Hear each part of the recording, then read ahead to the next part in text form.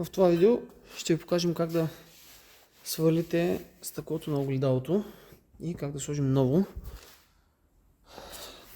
Така.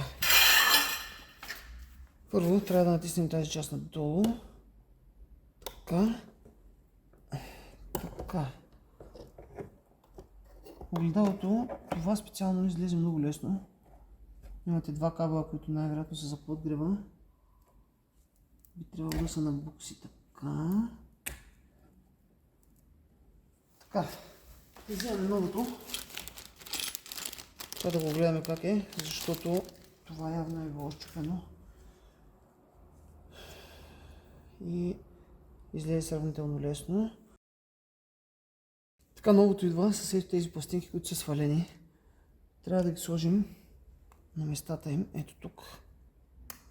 С леко усилие трябва да влязат. И това чопче трябва да влезе чак в ето тази дупка. Така. Докато облегне на среща. Този не е влязал. Доста стегнато върви, не знам защо. Така. И трябва да е готово.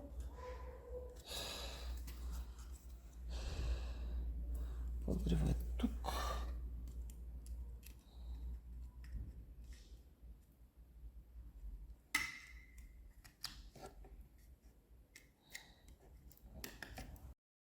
Общо взето, поставянето на това стъкло става последния начин. Тази и тази омаринка трябва да си влязат в техните гнезда, които са ето тук и отдолу. Така, ще ги видите. Този чоп и този чоп трябва да обхванат ето това зъбче и това там. Когато ги напъхаме полека, след това приближаваме горния край на самото стъкло и с някакво шило или нещо остро трябва леко да надигнем ето тази тел нагоре.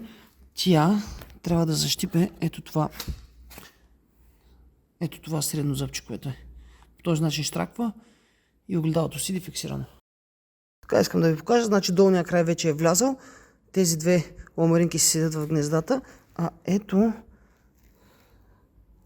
как трябва, само секунда, ето как трябва да изглежда това нещо. Вижда се зъбчето вътре, как е преминало през тази омаринка, тази като тел и държи горния край на огледалото. Малко трудно го вкарахме, с едно шило надигнахме леко тази тел нагоре, с друга плоска отверка държахме отзад основата напъната напред, за да може да приближим това огледало и тя да се штракне на място.